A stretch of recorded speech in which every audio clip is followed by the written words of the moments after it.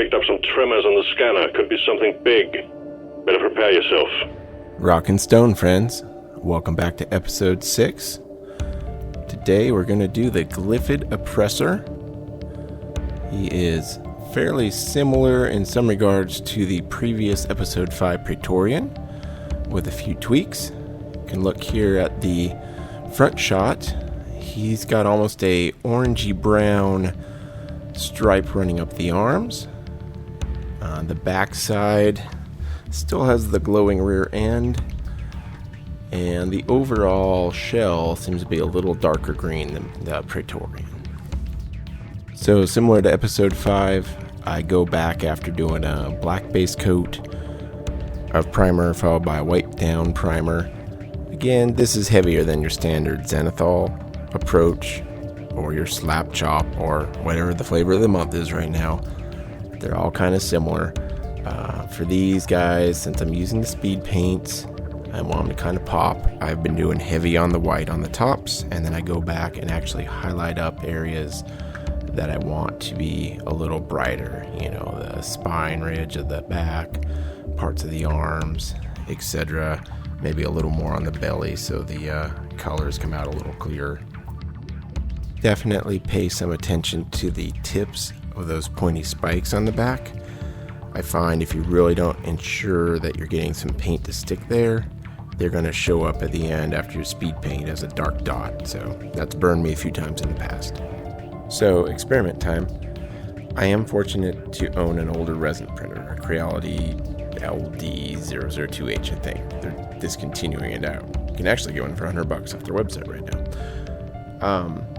So I printed 2 of these oppressors out because I like to have one to experiment with. You might have noticed with the Praetorian one, the sacrificial model, and then the kind of final model. So I'll do the experimenting so you guys don't have to sweat it when you get your single copy to work with in the game. What I ultimately tried for here was hard leather up the arms, kind of making that stripe that you saw in the earlier picture of the oppressor. Only hitting certain plates in some cases, but trying to stay on that center ridge going up both the big front arms. The thought here was put down hardened leather first, put your green over the top, see if that hardened leather showed through enough to create that still kind of orangey brown mixture while blending in with the green. In the end, you can kind of see this is just straight orc skin here. I didn't put any of darker greens in with it, and it did make a nice dark green going over the hard leather, but it doesn't really let that orange shine through. So ultimately I went with green first and hardened leather on top on the main painting we're going to do here. So again, these are going to be the areas I'm going to focus on putting the hardened leather over my green mix once I get it painted up here, to try to bring those out with that orangey brown color. You'll have to make the call on this nail on the end of the arm. I went with green, but when you look at the bottom, it does kind of have that same rounded skin that the small triple nails under the claw have, so that probably could be painted the same color as those underclaws. So we start with a orc skin, 5 parts to 1 part Grim Black to darken it up, and then I dilute it out a little bit with some Speedpaint medium, so 5 to 1 to 1.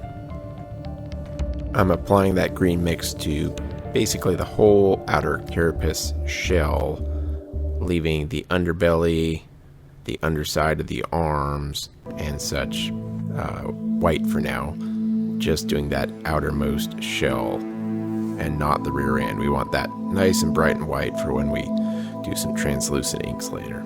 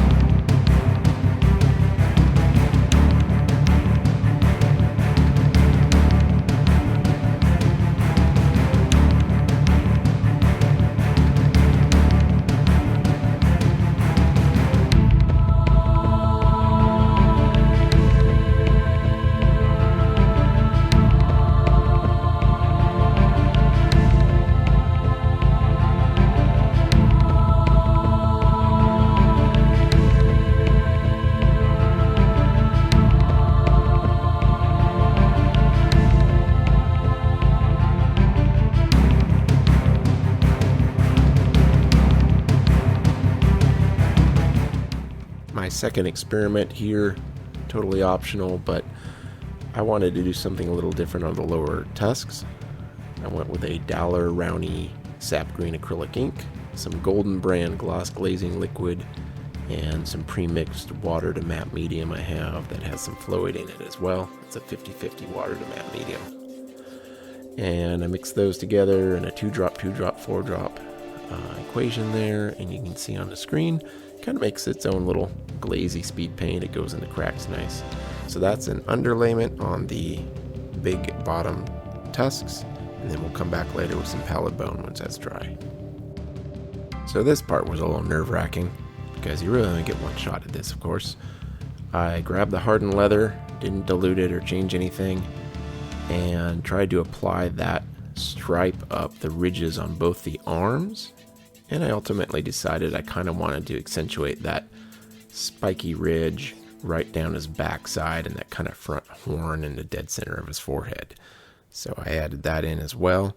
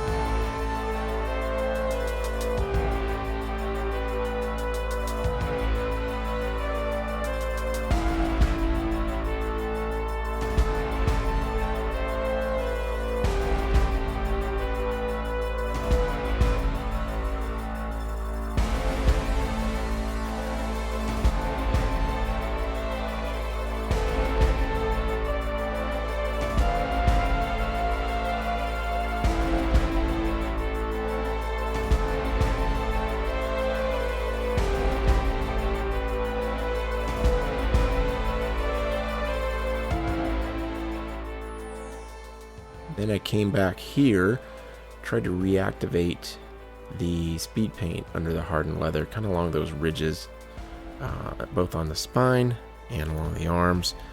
When you do that, you can usually get a good kind of edge highlight. You know, it changes the color. So in this case, it created basically an orangish white highlight along those really sharp points on the ridges. Really kind of brought out more of that orange brown. And then the final step, I did kind of a random jabby stipple blotches. I don't know. I guess this is more stippling than anything else. Just took some Hardened Leather and just kind of dabbed and jabbed it all over the rest of the outer carapace there. The goal here being to not have the harsh transition between just the green and those orange areas. I wanted to kind of incorporate that Hardened Leather into the rest of the model and kind of help it all blend together nice.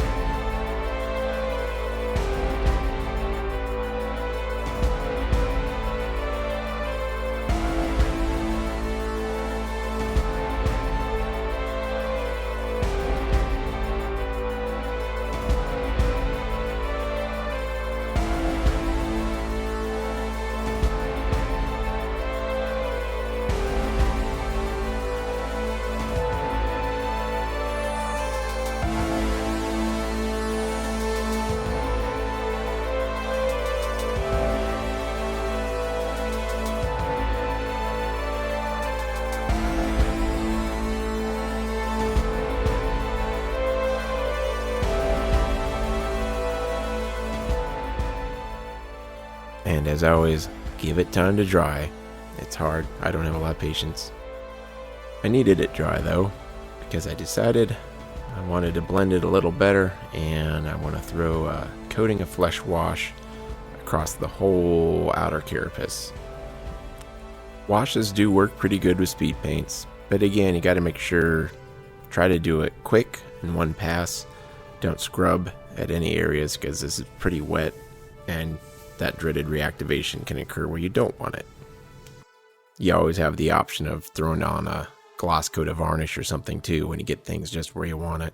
And washes and acrylics don't affect anything if you start layering them up on top of there.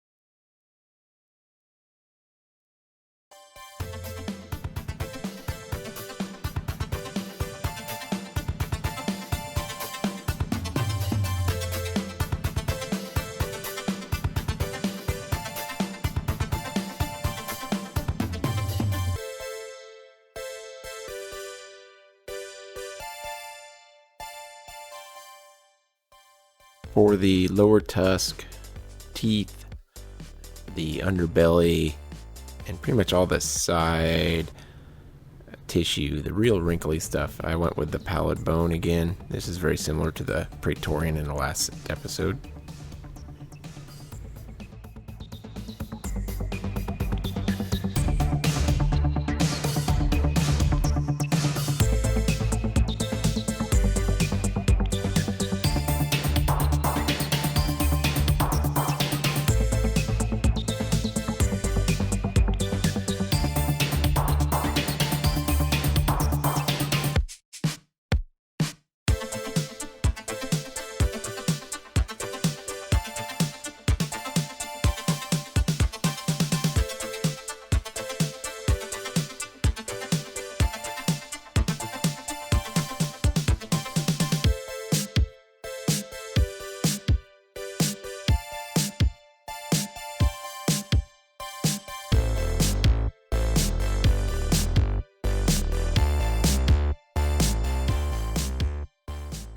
Something I did different than the Praetorian, I decided to do that kind of wrinkly padding between the bumpy, hard-looking part of the arm leading up to the claws.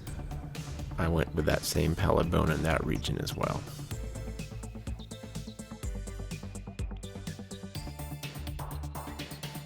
I chose Malignant Green to do that dimpled, hard-looking Carapace piece on all of the legs.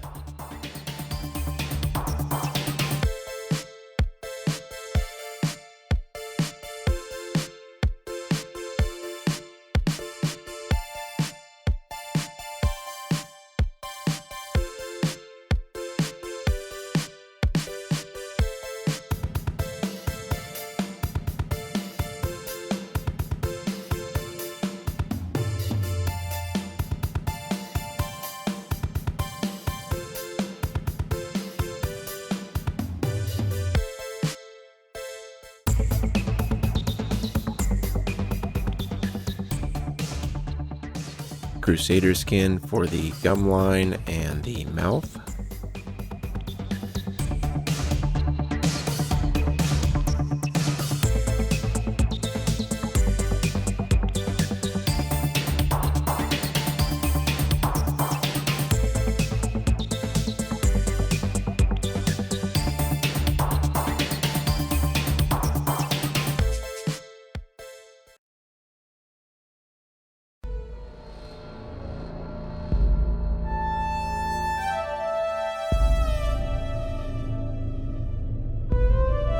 I'm sticking to Sand Golem again, like the Praetorian, for the claws under the arms.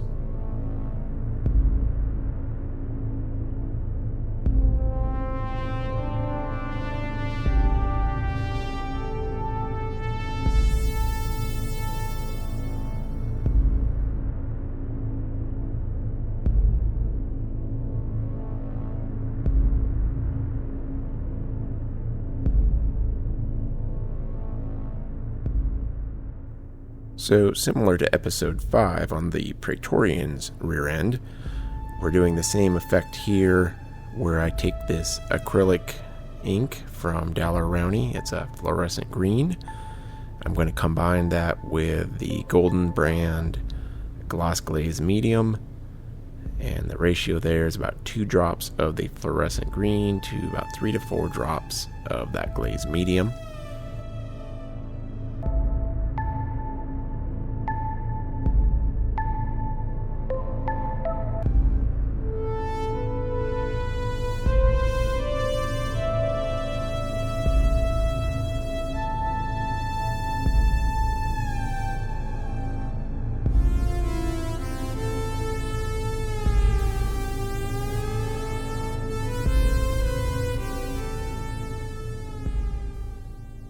I then go back with not even a full drop of the light green Daler Rowney. You can watch me here. I just put a dab of it on the palette, blend that in, and you see how it kind of adds a yellow tint.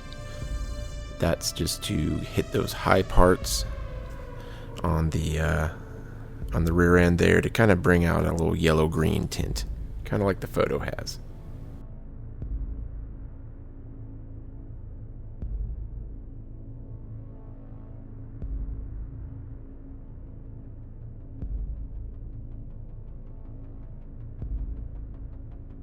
For the base, I'm sticking to pretty much my standard from the last few episodes.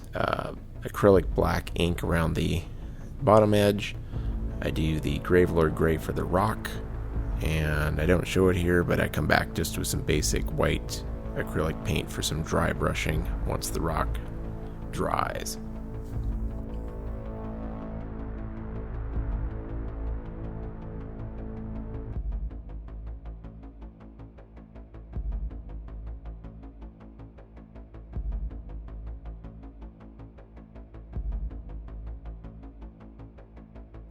So here is our completed oppressor. Pretty happy with how this one came out. Having fun playing with some new things like the acrylic inks along with the speed paints. I always like to mix in new mediums and new things and keep it interesting. The rear end, you can see it was a pretty rough print off the resin printer. I can't wait to get these smooth, nice factory produced models we'll get with the game. But this is good enough for the trial run on painting. Episode 7, not sure what we're doing yet. Either some wardens and web spitters and maybe the little grunts. Maybe do 3 in 1. Maybe the bigger brood nexus type monster. Some spitters. We'll see. I'll surprise you. As always, I hope these are helpful. Give you some ideas on how to get your minis painted up faster and get back to playing. Like and subscribe if you like, and hope to see you soon.